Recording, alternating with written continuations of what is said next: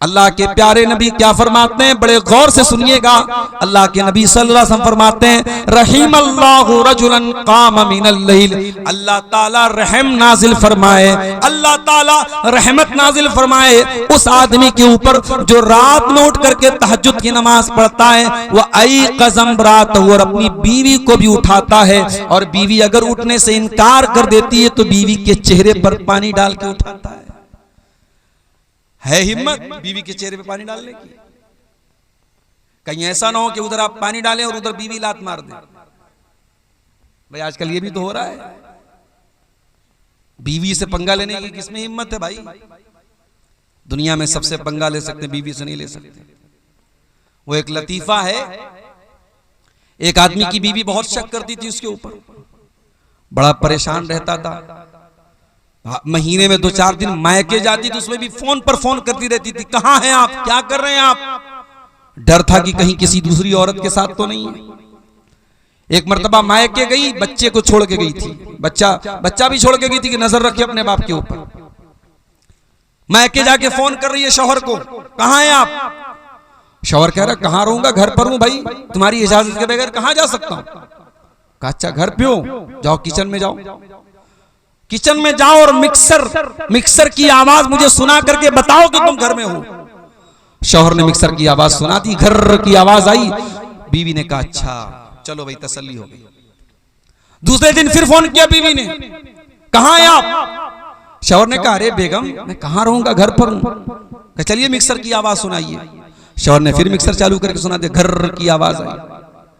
तीसरे दिन बीवी ने कहा इतना शरीफ मेरा शौहर कब से हो गया, रोजाना मैं फोन कर रही हूं मुझे मिक्सर की आवाज सुना दे रहा है। तीसरे दिन बीवी सरप्राइज देने के लिए अचानक घर में आ गई। घर में आई तो शौहर गायब, बच्चा खेल रहा था। बच्चे से पूछा अरे तेरा बाप कहाँ है? कहा वो तो मिक्सर लेके गायब है 2 दिन से। तो कहते हैं कि अगर शौहर से बीवी शेर है तो शौहर सवा शेर भी बन सकता है भाई। तुम्हें सारा दिमाग तुम्ही को है थोड़ी, हमको भी तो थोड़ा बहुत दिमाग है।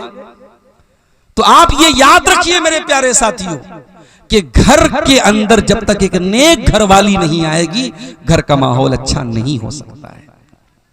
अल्लाह के नबी फरमाते हैं अल्लाह ताला रहमत नाजिल फरमाए उस आदमी के ऊपर जो रात में उठ करके तहज्जुद की नमाज पढ़ता है और अपनी बीवी को भी उठाता है। वह रहीमल्लाहु इम्रातन कामत मिनल लैल, और अल्लाह ताला ऐसी औरत के ऊपर रहमत नाजिल फरमाए जो रात में उठ करके तहज्जुद की नमाज पढ़ती है। वह आई क़ज़त ज़ौजहा, और अपने शौहर को भी उठाती है, और शौहर अगर इनकार कर दे तो शौहर के चेहरे पर पानी छिड़क करके उठाती है।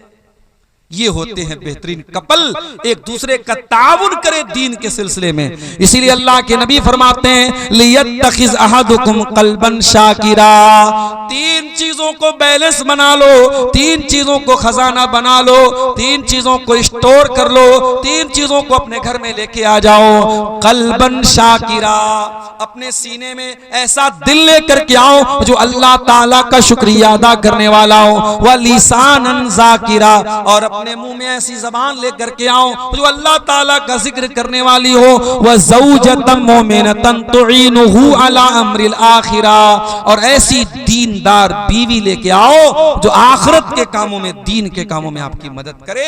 ऐसी बीवी अगर आपके घर में आ जाएगी, घर को जन्नत बना देगी। और आगे बढ़ी, घर को अगर जन्नत बनाना है तो बहुत जरूरी काम क्या करना है हमको? घर को अल्लाह के जिक्र से आबाद करना है।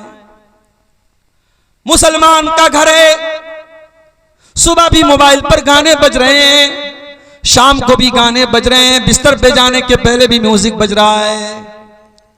मुसलमान का घर है, 24 घंटे में कोई एक मर्तबा अल्लाह का नाम लेने वाला नहीं है। नेताओं के भाषण तो सुने जा रहे हैं, राजनेताओं की तकरीरें तो बजाई जा रही हैं, अल्लाह रसूल की बातें घर में कोई सुनने वाला नहीं है।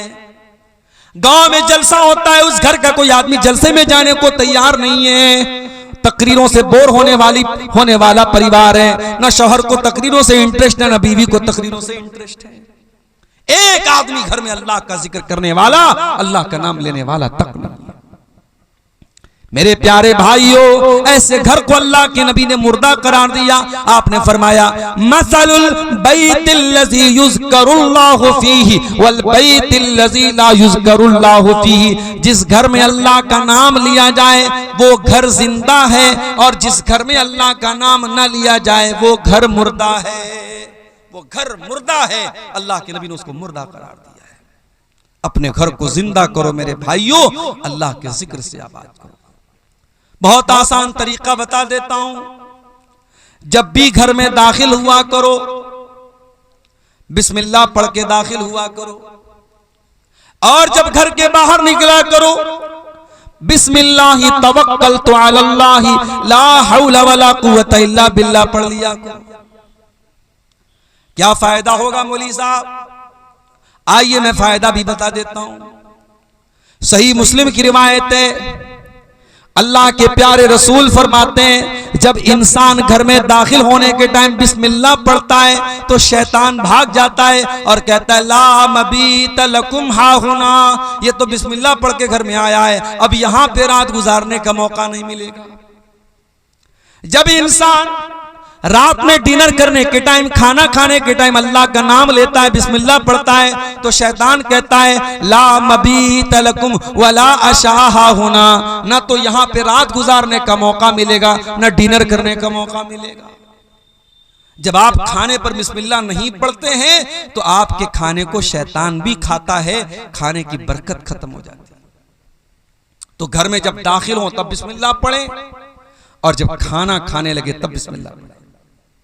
और जब रात हो जाए, मगरिब की अजान हो जाए, तो अल्लाह के नबी ने फरमाया जब सूरज डूब जाए, जब मगरिब का टाइम हो जाए, फकुफ्फू सिबियानकुम, तो अपने छोटे बच्चों को घर के अंदर ले आओ। मगरिब के टाइम अपने छोटे बच्चों को बाहर मत भेजो। फइन्न शयातीन तंतशिरु हीन इज़िन, उस वक्त शैतान घूमते रहते हैं।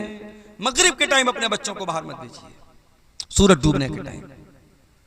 और आपने आगे फरमाया जब रात में चराग की बत्ती बुझाओ तो बिस्मिल्लाह पढ़ के बुझाओ। बर्तन को खुला मत रखो, बर्तन को ढांक दो, बिस्मिल्लाह पढ़ के ढांक दो। दरवाजे की कुंडी लगाओ तो बिस्मिल्लाह पढ़ के कुंडी लगाओ। इसलिए कि जो अल्लाह के नाम से जो चीज क्लोज कर दी जाए, जो चीज बंद कर दी जाए, शैतान उसको ओपन नहीं कर सकता, शैतान उसको खोल नहीं सकता। अल्लाह का नाम लेके आप दरवाजे को बंद कीजिए। ये बहुत आसान तरीका मैंने आपको बताया है अल्लाह के जिक्र से घर को आबाद करने का। और जब आप घर के बाहर निकलें, बिस्मिल्लाहि तवक्कलतु अलल्लाहि ला हौला वला कुव्वता इल्ला बिल्लाह पढ़ लें। ये दुआ जब आप पढ़ के निकलेंगे, शैतान आपके करीब नहीं आएगा, फरिश्ता आपकी हिफाजत करेगा। फरिश्ता आपसे कहेगा कद वोकीता, आपको अल्लाह ताला की तरफ से बचा लिया गया। आप इतनी प्यारी दुआ पढ़ करके घर से निकले। बहुत आसान है, बिस्मिल्लाहि तवक्कलतु अलल्लाहि ला हौला वला कुव्वता इल्ला बिल्लाह। बस रात में जब बिस्तर पे सोने जाओ, मेरी प्यारी माओ बहनों, अगर आप मेहनत मजदूरी करती हैं, खेतों में काम करती हैं, और मुझे मालूम है कि शेरशाबादी बिरादरी में माशाअल्लाह बहुत मेहनत करती है हमारे यहाँ की औरतें, आपका बदन जब थकावट से चूर हो जाए तो आइए मैं आपको वो तरीका बताता हूं जो तरीका अल्लाह के नबी ने अपनी बेटी को बताया था। क्या तरीका बताया था? हजरत फातिमा चक्की चलाती थी, उनके हाथों में छाले पड़ गए थे। हजरत अली भी बहुत मेहनत करते थे। दोनों शौहर बीवी अल्लाह के नबी के पास आए। हजरत अली ने कहा ऐ अल्लाह के नबी, मैं इतनी मेहनत कर रहा हूं, हत्तशतकई तो सदरी, मेरे सीने में दर्द होने लगा है। हजरत फातिमा ने कहा बाजान, आपकी बेटी चक्की चला चला के इस हालत को पहुंच चुकी है, हत्ता मजलत यदाया, मेरे हाथों में छाले पड़ गए हैं। अरे अब्बा जान, मुझे पता चला है आपके पास कुछ गुलाम आए हैं, हो सके तो अपनी बेटी और दामाद को कुछ गुलाम दे दीजिए। नबी ने न बेटी को कोई गुलाम दिया, न दामाद को कोई गुलाम दिया। क्या फरमाया आपने? ला ओती को माँ, ऐ मेरी बेटी फातिमा, ऐ मेरे दामाद अली, मैं तुम दोनों को गुलाम नहीं दे सकता, मैं तुम दोनों को कोई गुलाम नहीं दे सकता। क्यों नहीं दे सकता? क्योंकि मेरे जो मस्जिद के अंदर जो दीन सीखने वाले साहब आए, असहाबे सुफ़्फ़ा हैं, जो दीन के स्टूडेंट्स हैं, उनके पास खाने को अनाज नहीं है, उनके पास खाने को खाना नहीं है, उनके पास तन ढांपने को कपड़ा नहीं है। ऐ अली, ऐ फातिमा, जब तक मैं उनकी जरूरत को पूरी न कर दूं, मैं तुमको वो खादिम गुलाम नहीं दे सकता। हाँ, मैं उससे बेहतर तरीका तुमको बता रहा हूं। जब तुम रात में बिस्तर पे सोने जाओ तो 33 बार सुभान अल्लाह पढ़ लिया करो, 33 बार अल्हम्दुलिल्लाह पढ़ लिया करो और 34 मरतबा अल्लाहु अकबर पढ़ लिया करो। फज़ालिकुमा खैरुल लकुमा मिन खादिम, तुम्हें किसी खादिम की, किसी नौकर की जरूरत नहीं पड़ेगी।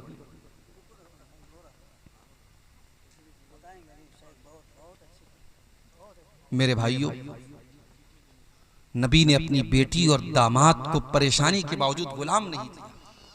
नबी ने तस्बीह सिखाई है और हजरत अली कहते हैं कि ये तस्बीह जब नबी ने जिस दिन से नबी ने मुझको सिखाई है, उस दिन से लेकर के जब तक मैं जिंदा हूं, ये तस्बीह कभी मैंने छोड़ी नहीं है।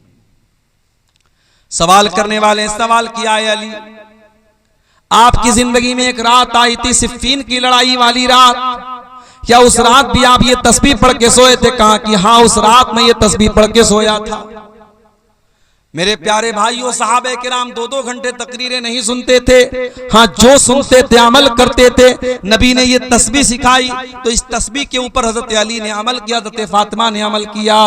अपने घरों को अल्लाह के जिक्र से आबाद करो मेरे प्यारे साथियों, सुबह शाम के अज़कार पढ़ो। और आज अल्हम्दुलिल्लाह सबके हाथ में मोबाइल है, आप मोबाइल पर देख करके भी पढ़ सकते हैं। आप गूगल प्ले स्टोर पे जाएं और दुआ की कोई अच्छी सी किताब डाउनलोड कर लें, उसमें सुबह शाम के अज़कार आपको मिल जाएंगे। सुबह शाम के अज़कार आप देख करके भी पढ़ें, आप यकीन करें सुबह शाम के अज़कार आप पढ़ेंगे, बहुत सारी परेशानियों से आप बच जाएंगे। अब तो साहब इतने ज्यादा केस आ रहे हैं, मैं जहां जा रहा हूं, मौली साहब मेरी बेटी के ऊपर जिन्नात आ गया है, मेरी बेटी को जिन्नात परेशान कर रहा है, मेरे घर में जो है कोई साया है, कोई मसला है। क्यों आ रहे ये सारे मसले? क्योंकि हमने अपने घरों को मुर्दा बना दिया है। हमारे घरों में अल्लाह का जिक्र करने वाला कोई नहीं, अल्लाह का नाम लेने वाला कोई नहीं है। अल्लाह के नबी फरमाते हैं, इन्ना शैतान यनफिरु मिनल बैतिल्लज़ी तुक़रा फ़ीहि सूरतुल बक़रा, जिस घर में सूरह बकरा पढ़ी जाती है उस घर से शैतान भाग जाता है। एक साहब मुझसे पूछने लगे, मौली साहब अगर मोबाइल पर हम सूरह बकरा को चालू कर दें और बड़े बड़े स्पीकर लगा दे घर में और सूरह बकरा की आवाज पूरे घर में गूंजे तो क्या शैतान भाग जाएगा? मैंने कहा भैया शैतान से पूछना पड़ेगा शैतान से कि वो मोबाइल पर चलने वाले कुरान की तिलावत से उसके ऊपर असर पड़ेगा कि नहीं। तो इस सवाल का जवाब तो शैतान ही दे सकता है। क्या हाल हो गया है हमारा, बर्गर और पिज्जा खाते खाते, फास्ट फूड खाते खाते हम इतने फास्ट हो गए, इतने शॉर्टकट तलाश करने लगे कि हमें कुरान पढ़ने में भी अब जो है सुस्ती हो रही है। हम चाहते हैं कि कुरान मोबाइल पर हम चलाते, हमें ना पढ़ना पड़े। बनारस में एक हमारे दोस्त हैं, हाफिज कुरान हैं, उन्होंने कहा मौली साहब एक आदमी अपने घर में हमको बुला रहा है, 40 दिन तक सूरह बकरा पढ़ने के लिए कह रहा है और मुझको 5000 रुपया देगा। मैंने कहा खबरदार मत जाना वहां पे। मैंने कहा कुरान पढ़ने से शैतान भागता है, हदीस में आया है, मगर किराया दे करके किसी दूसरे को पढ़वा करके शैतान नहीं भागेगा, ये हदीस में नहीं आया। आपको खुद कुरान पढ़ना है। हमारे घरों में आज कुरान कोई पढ़ने वाला नहीं है मेरे साथ। एक नज्म है कुरान की फरियाद, कभी मौका मिले यूट्यूब पर सर्च कर लीजिएगा, मिल जाएगी आपको। कुरान फरियाद करता है, ताकों में सजाया जाता हूँ, दो दो के पिलाया जाता हूँ, आंखों से लगाया जाता हूँ, तावीज बनाया जाता हूँ। कुरान के साथ ये सब हो रहा है। कोई आंखों से लगा रहा है, कोई तावीज बना रहा है, कोई दो दो के पिला रहा है। कुरान पढ़ना कोई नहीं चाहता, कुरान पर अमल कोई नहीं करना चाहता। अल्लाह के नबी फरमाते हैं मसलुल बैतिल्लज़ी युज़करुल्लाहु फीही वल बैतिल्लज़ी ला युज़करुल्लाहु फीही, जिस घर में अल्लाह का नाम लिया जाए वो घर जिंदा है, और जिस घर में अल्लाह का नाम ना लिया जाए वो घर मुर्दा है। मैं आपको 1400 साल पीछे लेके चलता हूं। नबी की मस्जिद में चलिए, किबला की तरफ खड़े हो जाइए, आपके लेफ्ट साइड में कुछ कमरे मिलेंगे। ये छोटे छोटे कमरे हैं, मिट्टी का फर्श है, कच्ची ईंटों की दीवार है, और खजूर के तने का पिलर है, और खजूर की टहनियों का छप्पर है। इन कमरों में टाइल्स नहीं लगा है, इन कमरों में मार्बल नहीं लगा है, इन कमरों में सीमेंट की दीवार नहीं है, इन कमरों में कोई पेंट नहीं हुआ है। मगर अल्लाह की कसम ये कमरे बड़े बरकत वाले हैं। इन कमरों में जनाब मुहम्मदुर रसूलुल्लाह सल्लल्लाहु अलैहि वसल्लम रहते हैं। इन कमरों में इस उम्मत की माएँ रहती हैं। इन कमरों में नबी अकरम की बीवियां रहती हैं। ये कमरे कितने ऊंचे हैं। सईद इब्ने मुसय्यब कहते हैं, मैं उस्माने गनी के दौर में नबी के कमरे में गया, मैंने हाथ उठाया, मेरा हाथ मकान की छत में टच हो गया, यानी छत भी बहुत ज्यादा ऊंची नहीं थी। और कमरे का स्पेस कितना था, कमरे का क्षेत्रफल कितना था, कितना बड़ा कमरा था। इतना बड़ा कमरा था कि अल्लाह के प्यारे नबी जब तहज्जुद की नमाज पढ़ा करते थे तो सजदे में जाने के टाइम हजरत आयशा को अपना पैर हटाना पड़ता था। यानी उस कमरे में इतनी गुंजाइश भी नहीं थी कि हजरत आयशा लेटी हो और अल्लाह के प्यारे नबी आराम से सजदा कर सकें। ये छोटे छोटे कमरे थे मेरे प्यारे साथी, कमरे छोटे थे, लेकिन इन कमरों में कुरान उतरता था, इन कमरों में बरकत उतरती थी, इन कमरों में नूर उतरता था, इन कमरों में अल्लाह के प्यारे नबी रहा करते थे। इन कमरों में रात में कुरान पढ़ा जाता था, तहज्जुद पढ़ी जाती थी, अल्लाह के नबी रातों को रोया करते थे। सलाम उस पर जो उम्मत के लिए रातों को रोता था, सलाम उस पर जो फर्शे खाक पर जाड़े में सोता था, सलाम उस पर के जिसके घर में चांदी थी न सोना था, सलाम उस पर के टूटा बोरिया जिसका बिछौना था। उस नबी ने हमको बताया कि मकान में बरकत अल्लाह को याद करने से आती है, मकान को आलीशान बनाने से मकान खूबसूरत नहीं होता है मेरे साथी।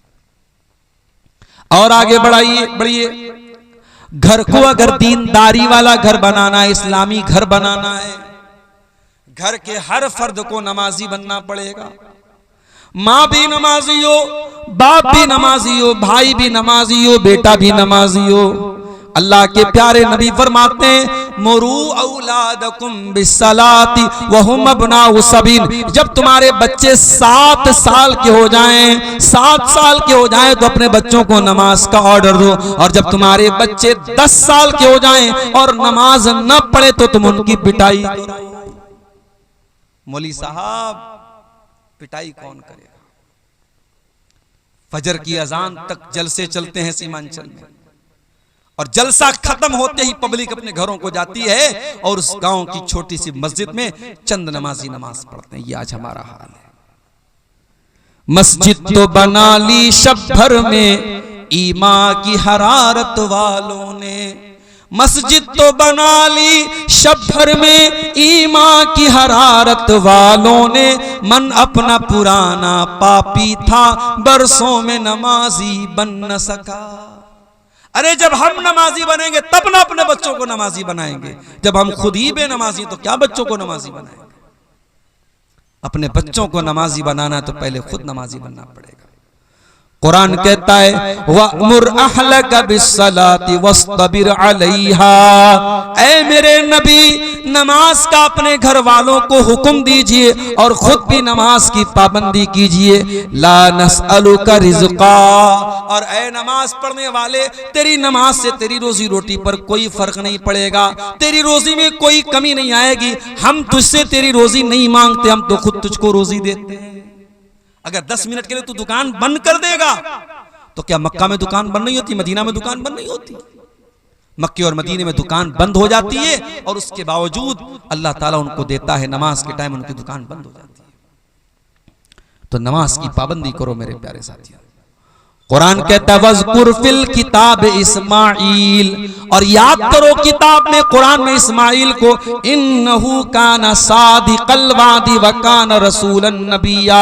इस्माइल अल्लाह के सच्चे नबी थे। व काना यअमुरु अहलहु बिस्सलाह, और इस्माइल अपने घर वालों को नमाज का हुक्म दिया करते थे।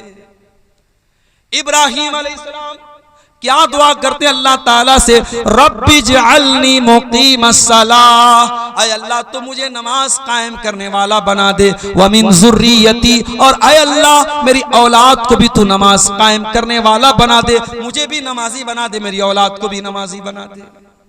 नमाज का माहौल घर में पैदा कीजिए, आप खुद भी नमाज पढ़िए, बच्चों को भी नमाज बनाइए।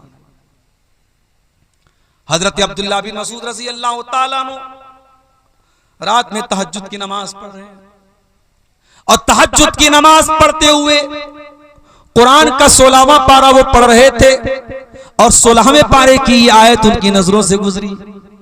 जब हजरत मूसा अलैहिस्सलाम और हजरत खजीर अलैहिस्सलाम दोनों जा रहे थे और एक मकान की दीवार गिरने वाली थी, कुरान कहता है हजरत खजीर ने उस मकान की दीवार को ठीक कर दिया। गांव वाले बड़े कंजूस थे, उन लोगों ने इन दोनों लोगों को खाना तक नहीं खिलाया था, और जब दीवार गिरने लगी तो हजरत खजीर ने दीवार को ठीक कर दिया। हजरत मूसा अलैहिस्सलाम ने फरमाया लौ शीता लत्तखज़ता अलैहि अजरा, ऐ खजीर आपको दीवार फ्री में नहीं ठीक करना चाहिए था, जब इतने बदतमीज गांव वाले थे तो पैसा लेके ये काम करना चाहिए था। हजरत खजीर ने क्या जवाब दिया, फरमाया व अम्मल जिदारु फकाना लिगुलामैनि यतीमैनि फिल मदीनति व काना तहतहु कंजुल लहुमा। ऐ मूसा वो दीवार दो यतीम बच्चों के मकान की दीवार थी, उस मकान में दो यतीम बच्चे रहा करते थे, दीवार गिर जाती, उन बच्चों का खजाना जो बाप ने मरने के पहले दफनाया था वो खजाना गांव वाले लूट के चले जाते। अल्लाह ने मुझको हुक्म दिया कि मैं उन बच्चों का खजाना लूटने न दूं, डूबने न दूं। पता ये चला बाप अगर नेक है तो बाप के मरने के बाद भी अल्लाह ताला यतीम बच्चों को बाप की दौलत और बाप का खजाना देगा, अल्लाह ताला बच्चों को महरूम नहीं करेगा। जब हजरत अब्दुल्लाह बिन मसूद कुरान की आयत पढ़ने लगे, रोने लगे, तहज्जुद की नमाज का सलाम फेरा, उनका छोटा बच्चा वहीं पे सो रहा था, अपने बच्चे को देख करके रोते हुए कहने लगे मिन अजलिका या बुनैया, ऐ मेरे बच्चे तेरा बाप तेरे लिए तहज्जुद की नमाज पढ़ रहा है, आज मैं तहज्जुद पढ़ रहा हूं, कल तुझे फायदा मिलेगा। ऐ मेरे बच्चे तेरा बाप तेरे लिए रातों को इबादत कर रहा है, रातों को जाग रहा है। अपने बच्चों का अगर बेहतर भविष्य चाहते हो, अपने बच्चों का फ्यूचर चाहते हो तो नेक बनो, दीनदार बनो, नमाजी बनो, इंशाअल्लाह आपके बच्चे भी दीनदार बनेंगे। मेरे प्यारे साथियों, ये कोई फख्र की बात नहीं, मेरे 8 बच्चे, मेरे 7 बच्चे, फख्र की बात यह है कि आपका एक ही बच्चा हो लेकिन इस लायक हो कि आपका इंतकाल हो तो वो जनाजे की नमाज पढ़ सके, दुआएं उसको आती हो। आपका बेटा, आपकी बेटी जब दुआ के लिए हाथ उठाए तो ये कह सके रब्बिरहमहुमा कमा रब्बयानी सगीरा, ऐ अल्लाह मेरे माँ बाप पर रहम फरमा जिस तरीके से बचपन में उन्होंने मुझको पाला है। तो ये बहुत जरूरी चीज है मेरे प्यारे साथियों कि हम घर में नमाज का माहौल पैदा करें।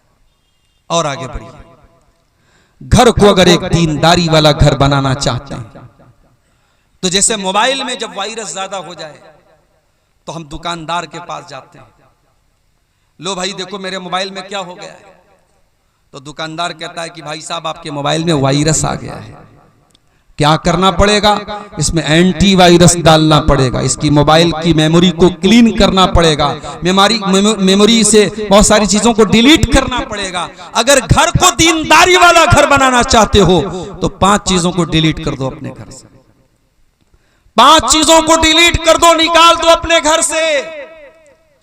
नंबर 1, अपने घर से तस्वीरों को निकाल दो। ला तदखुलुल मलाइकतु बैतन फीहि कल्बुन वला सूरा, अल्लाह की रहमत के फरिश्ते उस घर में नहीं आते जिस घर में कुत्ता हो या जिस घर में तस्वीर हो।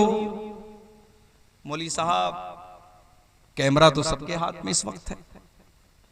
अब तो हम लोग तकरीर करने जाते हैं तो लोग कहते हैं मौलवी साहब एक सेल्फी ले लूं, सेल्फी विद सेल्फी। तो कैमरे की तस्वीरें तो आज मेरी भी मौजूद हैं सोशल मीडिया पर, और आप कह रहे हैं कि अल्लाह की रहमत के फरिश्ते नहीं आते जिस घर में तस्वीर हो।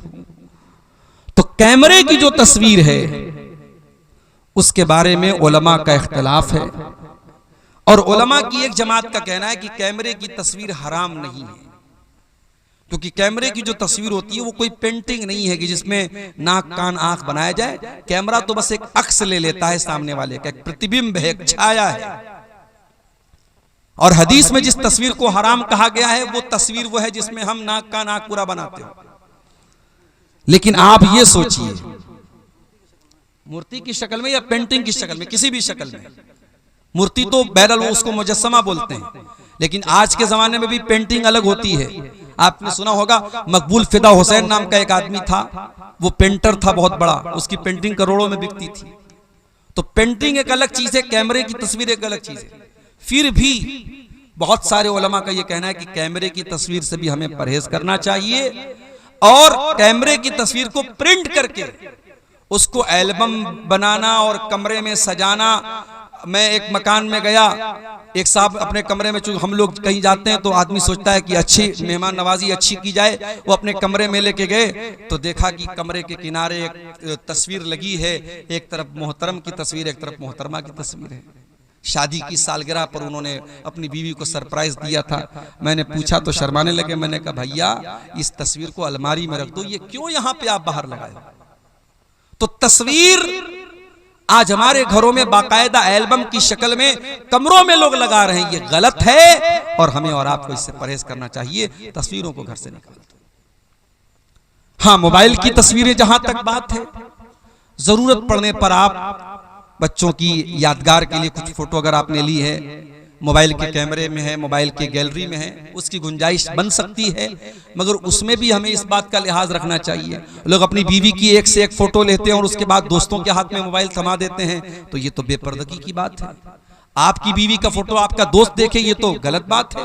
इसलिए हमें और आपको अगर कैमरे में, हमारे मोबाइल में पर्सनल तस्वीरें, हमारी बीवी की तस्वीरें हैं, जवान बेटे की तस्वीरें हैं, घर की औरतों की तस्वीरें हैं, तो उनको हमें बहुत एहतियात के साथ यूज करना चाहिए कि कहीं बेपर्दगी ना हो। दूसरी चीज जिसको घर से निकालना है, घर के अंदर कोई तावीज नहीं होना चाहिए। बाज घरों में आप दाखिल होइए, मकान में दाखिल होने के साथ साथ ही एक पर्ची लटकी रहती है, उस पर लिखा रहता दुकान और मकान की खैर व बरकत के लिए, और नीचे उल्टी सीधी गिनतियां लिखी रहती है 420 9 2 11। देखा कि नहीं आपने? कहीं कहीं दुकानों पे लगा रहता है, मकान पे लिखा रहता है। मुझे ये बात समझ में नहीं आती कि ये गिनती लिखने से शैतान कैसे भागेगा। भाई आप दुनिया में किसी का नाम लेने के बजाय गिनती लेके बुलाएं, ए भाई 72 इधर आओ, अभी 78 इधर आओ, नाराज हो जाएगा, भाई मेरा नाम 72 थोड़ी है। आप बिस्मिल्लाहिर्रहमानिर्रहीम के बजाय 786 लिख रहे हैं, आप मोहम्मद सल्लल्लाहु अलैहि वसल्लम के बजाय 92 लिख रहे हैं, आपने गिनती बना के रखी है। ये इस्लाम का तसव्वुर नहीं है मेरे प्यारे साथियों। और ये भी सुन लीजिए कि घर में कुरान की आयतों को लटकाने से भी बरकत नहीं आएगी। डॉक्टर आपको दवा देता है पीने के लिए, घर में आप आने के बाद सिरप को गले में नहीं लटकाते, टैबलेट को गले में नहीं लटकाते, टैबलेट को पीते हैं, सिरप को पीते हैं। उसी तरीके से कुरान को पढ़ने से शिफा मिलती है, कुरान को पढ़ने से बरकत आती है, कुरान लटकाने से बरकत नहीं आती है। बड़ा सख्त फतवा है उलमा का। बाज लोग क्या करते हैं, मकान के दरवाजे में बड़े बड़े अक्षरों में लिखते हाजा मिन फजल रब्बी। हराम कमाई के पैसा से घर बनाए और हाजा मिन फजल रब्बी लिखते हो, बेहुदा है। सूद ब्याज के पैसे से मकान बनाया है और सामने क्या लिखा, हाजा मिन फजल रब्बी। तेरे हाजा मिन फजल रब्बी लिखने से तेरा मकान ठीक हो जाएगा। और घर में लोग डेकोरेशन के लिए आयतल कुर्सी लगा रहे हैं, ला इलाहा इल्लल्लाह मुहम्मद रसूलुल्लाह लिख रहे हैं। नहीं लिखना चाहिए। उलमा ने मना किया है कि कुरान की आयतें डेकोरेशन के लिए नहीं उतरी हैं, घर को सजाने के लिए नहीं उतरी। हाँ, अगर कोई आयतल कुर्सी घर में इसलिए लगाता है कि हमको आयतल कुर्सी याद हो जाए या हमको बार बार नजर पड़े, हमें याद आती रहे, हम पढ़ते रहें, तो तालीम के लिए घर में लटका सकते हैं। बरकत के लिए या डेकोरेशन के लिए घर में कुरान की आयतों को भी लटकाना सही नहीं है। तो घर से तावीज को भी निकाल दो मेरे प्यारे साथी। तीसरी चीज जो घर से निकालना है, गाने बजाने के आलात को घर से निकाल दो। अल्लाह के नबी फरमाते हैं कयामत के पहले वो दौर आएगा, शराब को नाम बदल बदल के पिया जाएगा। और नाचने गाने वाली लड़कियां लोगों के कानों पर जाके बैठ जाएंगी। जब नबी ने सहाबा को ये हदीस सुनाई होगी, सहाबा को समझ में नहीं आई होगी। आज हेडफोन लगाने वालों को ये हदीस समझ में आ जाएगी, आज एयरपॉड लगाने वालों को ये हदीस समझ में आ जाएगी। बाइक चला रहा है, मस्त बना हुआ है, गाना सुन रहा है, फेवरेट अपना बॉलीवुड का गाना सुन रहा है, सामने से ट्रैक्टर ने मारा, तेरी रूह परवाज हो गई, तेरी जान निकल गई, तो गाना सुनते हुए दुनिया से गया है। और कयामत के दिन जब तू उठेगा तो वही गाना सुनते हुए तू कयामत के दिन उठेगा। जिस हाल में इंसान मरेगा उसी हाल में कयामत के दिन उठाया जाएगा। अपने घरों को नाच गानों से दूर रखो मेरे साथी। कटिहार और पूर्णिया के इंग्लिश मीडियम स्कूल में हमारी बेटियां पढ़ रही हैं, स्कूल का एनुअल फंक्शन है। टीचर ने आपसे कहा कि आपकी बेटी से हम डांस करवाना चाहते हैं, बहुत अच्छा डांस करती है आपकी बेटी। आपने कहा बहुत अच्छी बात है, हमारी बेटी डांस करेगी, हम देखेंगे। स्कूल का एनुअल फंक्शन हो रहा है, आपकी 12-13 साल की जवानी की दहलीज पर कदम रखने वाली लड़की डांस कर रही है और आप वीडियो बना रहे, फख्र से स्टेटस लगा रहे, साहब मेरी बेटी बड़ा अच्छा डांस करती है। ये मुसलमान है जिन्हें देख के शर्माए। और अभी तक तो ये हराम काम स्कूलों में होता था, ये इंग्लिश मीडियम स्कूलों में होता था, अब मदरसों में ये काम भी हो रहा है। हाँ, नाम बदल दिया गया, वहां डांस हो रहा था, यहां एक्शन हो रहा है जी। लड़कियां नज़्म पढ़ रही हैं, ऐसे ऐसे झूम रही हैं, गा रही हैं, और उसको क्या, उसका बड़ा अच्छा नाम रख दिया, एक्शन हो रहा है। शर्म आनी चाहिए और चुल्लू और पानी में डूब मरना चाहिए। अपनी कौम की बच्चियों की हम नुमाइश कर रहे हैं पूरी दुनिया के सामने। अपने घर से निकाल के फेंक दो नाच गाने को। जिस नाच गाने की आवाज को आपके नबी नापसंद करते थे, शैतान की आवाज करार दिया आपने। आज बड़े बड़े मुत्तकी दाढ़ी वाले, सजदा करने वाले, उनके मोबाइलों पर भी इंस्टाग्राम और स्नैपचैट और फेसबुक और अला और बला के जरिए उनके मोबाइल पर भी गाना बज रहा है। चौथी चीज जो घर से निकाल के बाहर फेंकना है, एंटीवायरस डालना है, वायरस निकाल देना है। बेहयाई को अपने घर से निकाल दो, बेपर्दगी को निकाल दो। कहीं ऐसा ना हो कि साल के 359 दिन तो आपके घर में पर्दा होता हो, लेकिन शादी वाले दिन आपने भी अपनी आंखें बंद कर ली। मौलवी साहब आज तो शादी है, आज इजाजत है बेपर्दगी की। कुरान की कौन सी आयत है और नबी अकरम की कौन सी हदीस है जो शादी ब्याह के मौके पर आपके घर की औरतों को खूबसूरत कपड़े पहन के, लिपस्टिक लगा के, पाउडर लगा के, क्रीम लगा के, सज करके, सवर करके दुनिया के सामने नुमाइश करने की इजाजत देती है? और मुझे तो हैरत होती है कि आपके सीमांचल के जलसों में भी औरतें आती हैं और बाकायदा तैयार होकर के माएं अपनी बच्चियों को तैयार करके लेके जाती हैं और बगैर किसी पर्दे के खूबसूरत मेकअप से सजा करके, सवार करके उन लड़कियों को जलसों में लेकर के आया जाता है। माफ करना मेरे प्यारे भाइयों, अकबर इलाहाबादी ने बिल्कुल सही कहा था, बेपर्दा नजर आई कल जो चंद बीबियां, अकबर ज़मीन में गैरत कौमी से गड़ गया। पूछा जो उनसे आपका पर्दा वो क्या हुआ? कहने लगी कि अक्ल पे मर्दों के पड़ गया। जब औरत का पर्दा उतरता है तो सबसे पहले मर्दों की अक्ल पे जाके चढ़ जाता है। जी हाँ, वो मर्द दयूस है, वो मर्द बेगैरत है जिसके घर की बेटी, बहू और बहन बेपर्दगी करे, बेहयाई करे और उसको कोई फर्क ना पड़े, उसकी माथे पर कोई शिकन ना आए। अल्लाह के प्यारे नबी सल्लल्लाहु अलैहि वसल्लम फरमाते हैं 3 लोग ऐसे होंगे जिनकी तरफ कयामत के दिन अल्लाह ताला ना तो देखेगा, ना बात करेगा, ना पाक और साफ करेगा। नंबर 1 अल-आक़ुल वालिदैहि, अपने माँ बाप से रिश्ता तोड़ देने वाला। नंबर 2 अल-मरअतुल मुतरज्जिला, मर्दों की नकल करने वाली औरत। और नंबर 3 अद-दयूस, वो बेगैरत मर्द जिसके घर में बेगैरती हो रही और उसको कोई फर्क ना पड़ रहा। तो बेहयाई को घर से निकाल दो मेरे साथियों। और ये भी याद रखो, जब बेटियां जवान हो जाएं तो उनको बता दो कि कौन तेरा महरम है और कौन तेरा गैर महरम है। एक दिन यूट्यूब पर एक वीडियो मैंने देखा, आजकल बच्चियों के साथ सेक्सुअल हरासमेंट बहुत हो रहा है।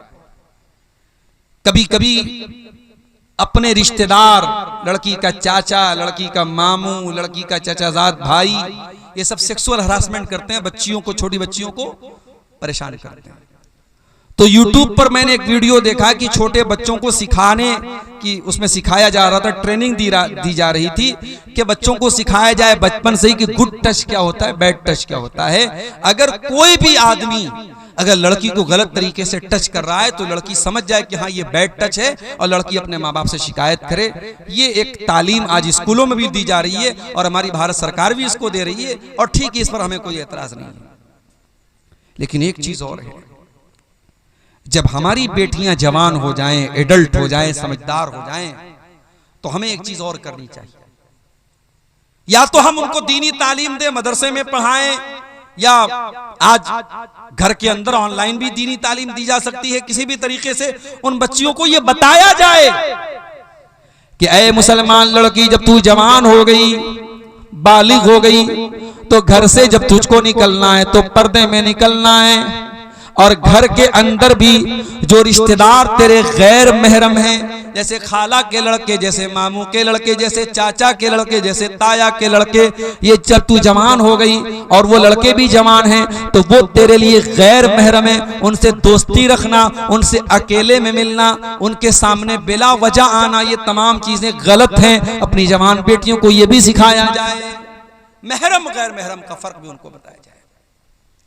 भाभी को मायके छोड़ना है, कौन छोड़ने जा रहा है? देवर जा रहा है, शौहर नहीं जा रहा है। शौहर छोड़ने चला जाएगा तो नाक कट जाएगी। कौन छोड़ने जा रहा है? जवान देवर जा रहा है, बाइक पर बैठा है, बहू उससे कंधे से कंधा सटा के बाइक पे जाए। ये कैसी बेगैरती है जो आज हमारे इलाके में। जीजा साली को घुमा रहा है, और कहावत है साली आधी घर वाली। माफ करना मेरे प्यारे साथियों, किसी ने जिसने ये कहावत बनाई है साली आधी घरवाली, उसकी नीयत खराब होगी, उसकी सोच खराब होगी। इस्लाम में साली कोई आधी घरवाली नहीं है। साली आपके लिए गैर महरम है, और साली को अपने जीजा के सामने आने से परहेज करना चाहिए। आप अपने जीजा जी को भाईजान, पता नहीं आपके सीमांचल में क्या बोलते हैं, कटिहार में, पूर्णिया में क्या बोलते हैं, हमारे यहाँ के भाईजान बोलते हैं। जीजा को भाईजान बोलते हैं, बहन के शौहर को भाईजान बोलते हैं। तो भाईजान बोल देने से वो आपके भाई नहीं हो जाते हैं। एक लिमिट होनी चाहिए, एक पर्दा होना चाहिए मेरे प्यारे साथी। नबी अकरम के पास एक सहाबी आते हैं, सवाल करते हैं, अफरअयतल हमवा या रसूल अल्लाह, अय अल्लाह के नबी, क्या देवर भी भाभी के पास अकेले में नहीं जा सकता? जीजा साली के पास अकेले में नहीं जा सकता? आज आपके बनारस के करीब में मऊ में जानता हूं, मुबारकपुर में जानता हूं, आजमगढ़ में जानता हूं, आपके सीमांचल के भी बहुत सारे इलाकों में ये चीज मिल जाएगी। शौहर बाहर कमाने गया है, ज्वाइंट फैमिली सिस्टम है, बीवी उसी फैमिली में रहती है, देवरों के साथ, जेठों के साथ, ज्वाइंट फैमिली सिस्टम में शौहर दूर रह रहा है, परदेश में रह रहा है, और उसकी जवान बीवी उसी घर में रह रही है। देवरों और जेठों के बीच में कोई पर्दा नहीं है। हम क्या कर रहे हैं? हम फितनों को हवा दे रहे हैं। हम अपने घर में बदकारी को दावत दे रहे हैं कि आओ, और घर में बदकारी और जिनाकारी को फरोग दे दो। मेरे प्यारे साथियों, नबी ने फरमाया देवर अपनी भाभी के लिए मौत है, जीजा अपनी साली के लिए मौत है। महरम और गैर महरम का फर्क भी हमारे घर में होना चाहिए। अगर ये फर्क नहीं है तो इस बेहयाई को अपने घर से निकाल दो। अब एक आखिरी चीज हम बयान करके फिर कुछ सवालात हमारे सामने आए, उन सवालों का जवाब देकर हम बात खत्म करेंगे। घर को अगर आप एक दीनदार घर बनाना चाहते हैं तो एक बहुत जरूरी चीज ये भी है कि आप अपने दस्तरखान पे किसको दावत दे रहे हैं।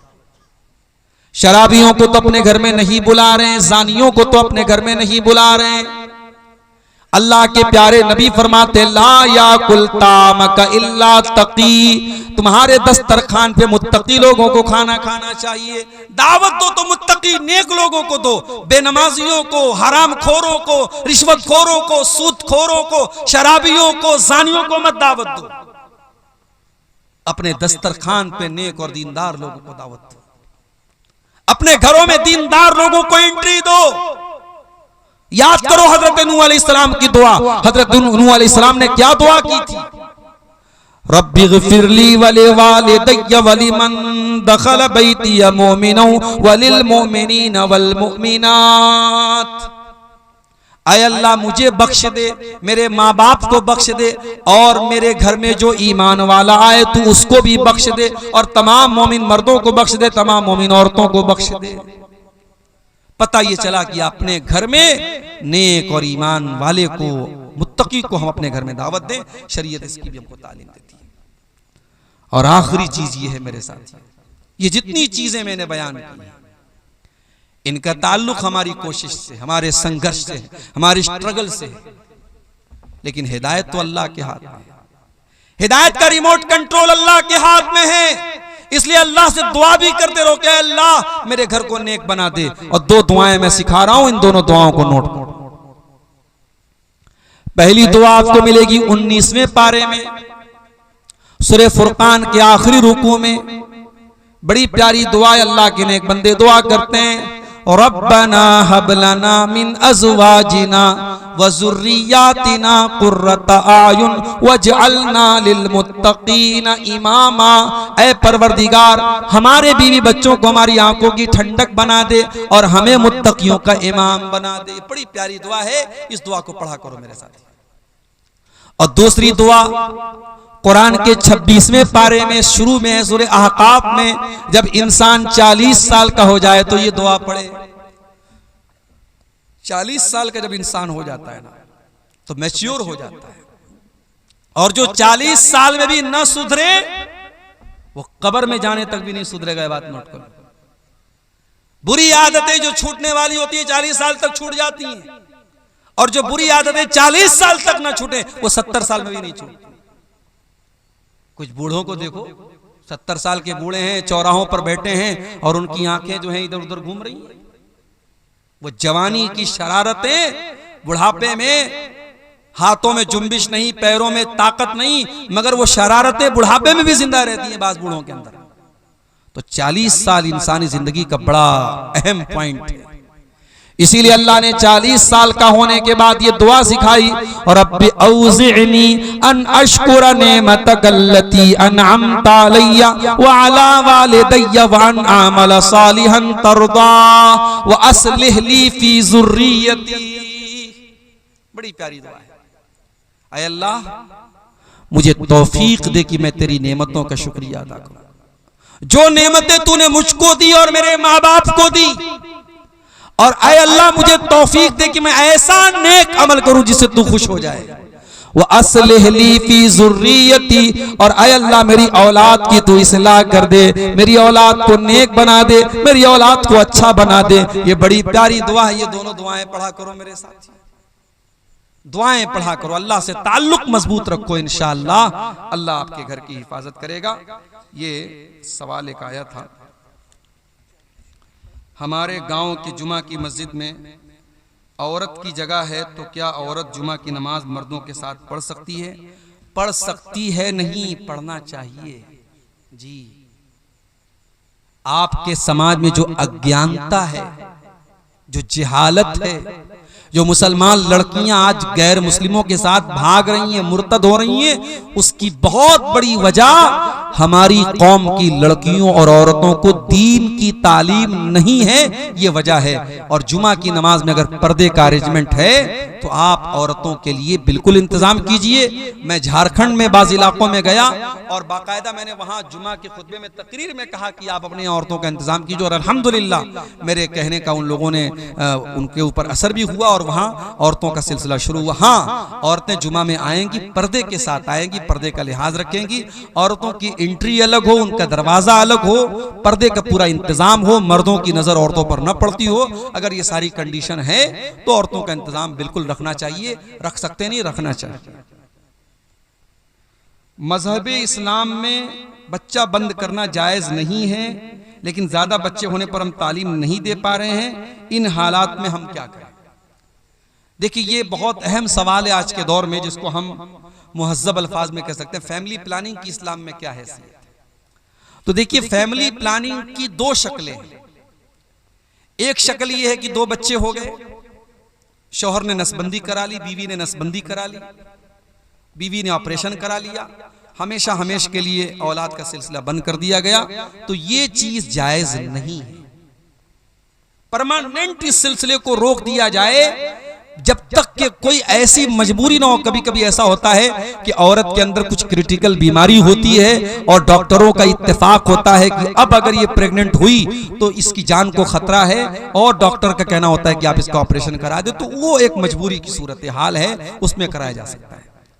बाकी फैमिली प्लानिंग के लिए जो वक्ती तरीके अपनाए जाते हैं, आप लोग माशाअल्लाह जानकार हैं, बहुत सारी चीज़ों पर आपकी नज़र है। मैं पब्लिक प्लेस में तमाम लोग सुन रहे हैं, बहुत सारी चीज़ों का नाम मैं नहीं ले सकता। वक्ती और आरजी और टेम्पररी तौर पर हमल को रोकने के लिए जो चीज़ें अपनाई जाती हैं उनको अपनाया जा सकता है बच्चों के बीच में गैपिंग रखने के लिए।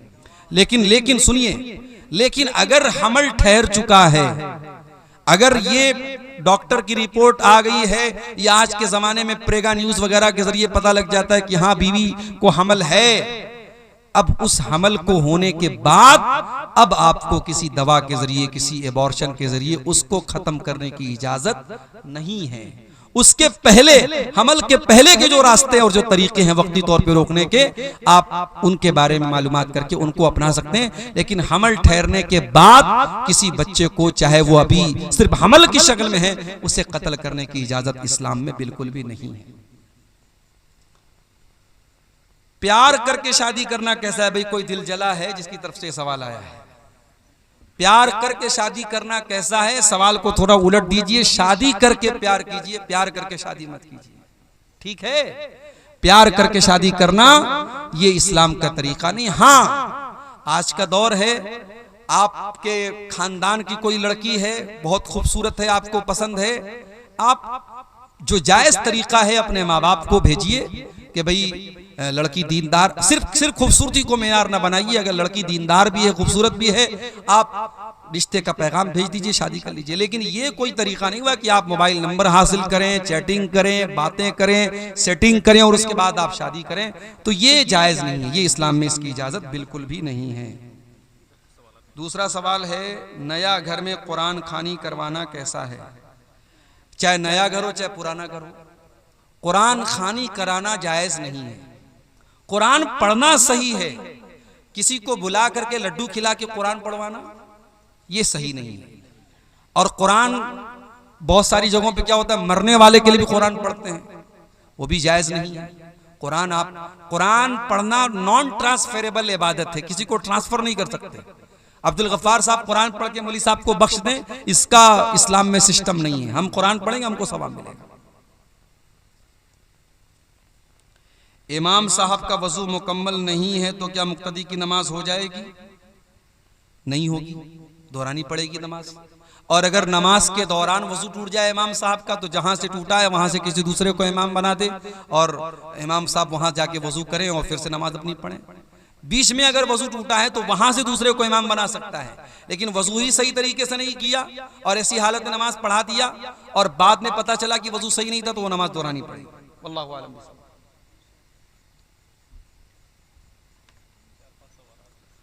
क्या माँ बाप की छोटी हुई नमाज या रोजा बच्चे को कज़ा करना होगा? अगर वसीयत न कर जाए फिर भी नमाज की कोई कज़ा नहीं करना है।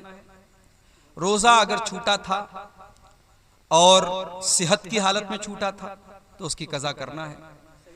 हाँ, और अगर बीमारी की वजह से छूटा था तो उसकी कज़ा नहीं करना है। उसको आप जो रोजे का फिदिया है, कफ़ारा है, एक मिस्किन को खाना खिलाना है 2 टाइम का, वो आप खिला दीजिए एक रोजा के बदले।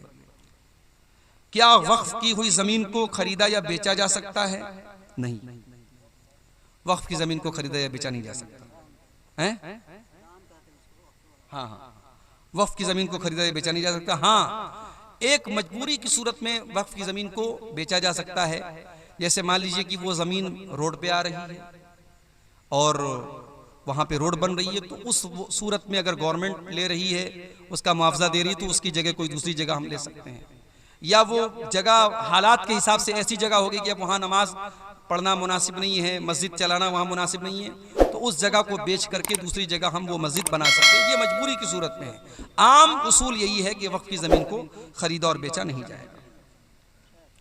नहीं सर, चाय नहीं पाएंगे। क्या ईदगाह की ज़मीन को बेचकर दूसरी जगह ईदगाह को शिफ्ट कर सकते हैं तौसी के लिए?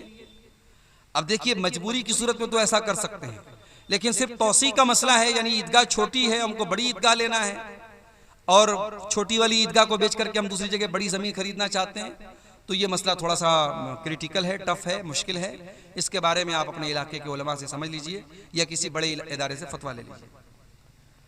नगर के करीब एक मस्जिद है मगर जमात के लोगों की तादाद कम है, तो क्या गाँव की किसी बड़ी मस्जिद में नमाज पंजगाना पढ़ने के लिए जाना कैसा है? जा सकते हैं, कोई हरज की बात नहीं। आज के दौर में नगर और गांव का कोई बहुत फर्क नहीं रह गया है। जहां पर भी जमात हो रही हो आप नमाज पढ़ सकते हैं। शहर के हैं गांव में जाके पढ़ सकते हैं, गांव के हैं शहर में आके पढ़ सकते हैं, कोई हरज की बात नहीं। क्या औरतों के लिए इजाजत नहीं है कि उसे जुमा की नमाज में शिरकत करें? बयान कर चुके हैं। ठीक है, हाँ पढ़ सकते हैं। दुआ पढ़ के किसी को दम करना जायज़ है, कोई हरज की बात नहीं है। दुआ सही हो, कुरान की आयतों वगैरह को पढ़ के दम किया जाए तो कोई हरज की बात इंशाअल्लाह